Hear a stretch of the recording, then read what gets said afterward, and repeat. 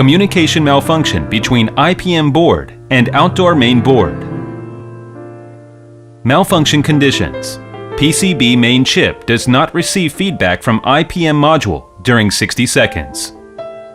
This failure may be caused by wiring mistake and faulty PCB. Troubleshooting is shown in figure. Is at least one LED in the IPM board lighted? If there is at least one LED lighted, replace IPM board.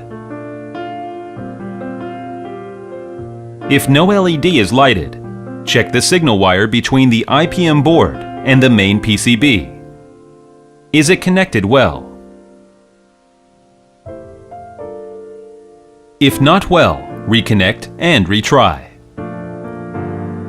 If the error still exists, replace the IPM board, and then check whether the system can operate normally.